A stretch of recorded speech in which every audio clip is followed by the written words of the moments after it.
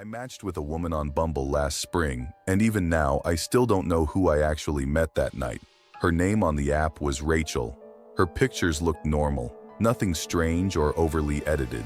She was a cute brunette who worked in marketing and liked hiking.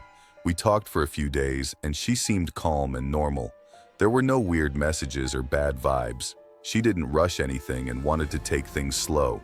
Honestly, it felt refreshing compared to other matches. After about a week of talking, we agreed to meet for dinner on a Wednesday night. She chose a restaurant in a quiet part of town. It was a little nicer than where I usually go, but nothing expensive or fancy. When I arrived, I texted her to say I had parked. She didn't reply. I waited near the entrance, checking my phone every few minutes. 10 minutes passed, then 20. I thought maybe she was stuck in traffic. I sent another message and told her I was inside near the hostess stand. I started to feel embarrassed. It looked like I had been stood up. The hostess asked if I wanted a table. I told her I was waiting for someone. She said no one named Rachel had checked in.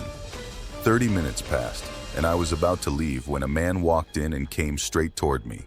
He looked like he was in his mid-40s. He was scruffy, a little heavy, and wearing a black hoodie. He asked if I was Jake.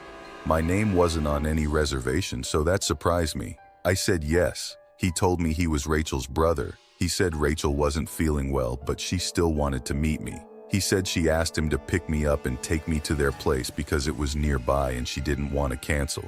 The situation already felt strange. I asked why she didn't text me herself. He said her phone died and she didn't want to bail on the date. His voice was calm and polite. He didn't seem aggressive. But something about the situation felt wrong. I asked where she lived. He said just a few blocks away and that driving would be easier because the sidewalks were icy. I stood there thinking about it. Part of me felt bad refusing, like maybe she really was sick and embarrassed.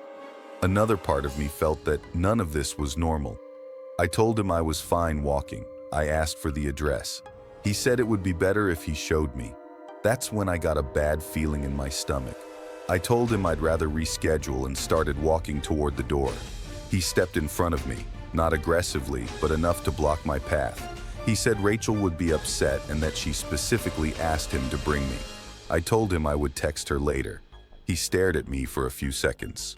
Then he stepped aside and said, "Have a good night." The way he said it sounded more like a warning than a goodbye. I left the restaurant quickly and got into my car. I locked the doors immediately.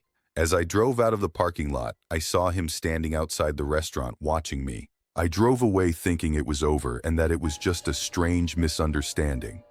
Later that night, around 11 p.m., my phone buzzed. It was a message on Bumble from Rachel's profile. It said, "Why didn't you come?" I replied and told her that her brother came to the restaurant and said she was sick.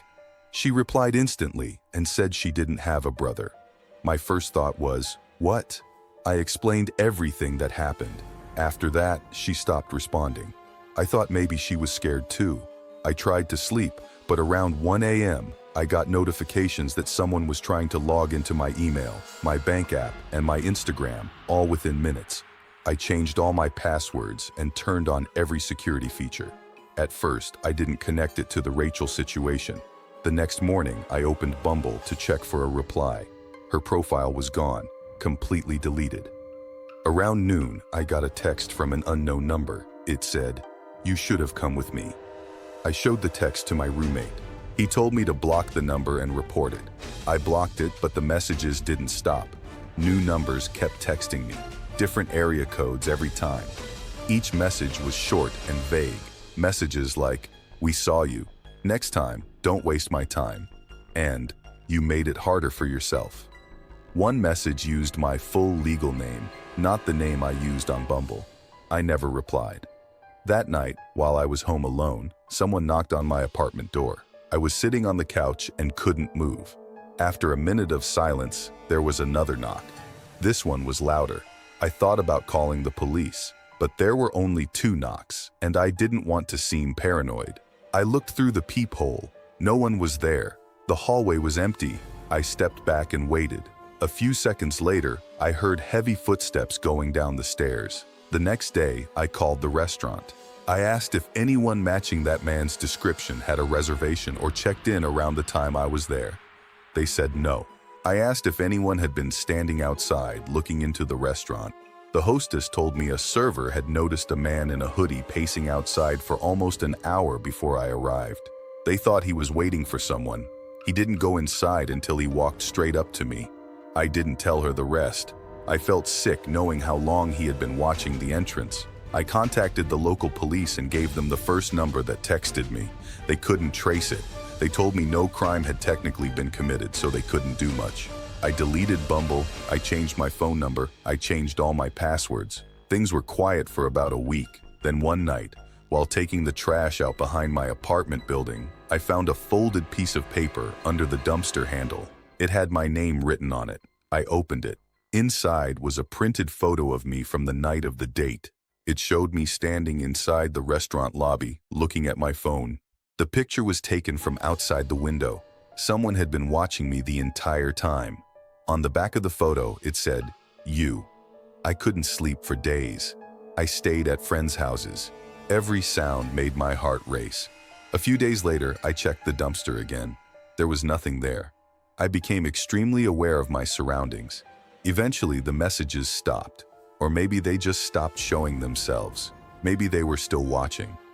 The only thing I know is that the man I met that night was not Rachel's brother. Rachel didn't exist. Someone created her profile from scratch. Someone made her just to lure someone to a location. Someone expected me to leave that restaurant with them. The worst part is that I still don't know who that man was. I haven't used a dating app since. I believe I was supposed to disappear that night. The only reason I didn't is because I trusted my gut at the last moment.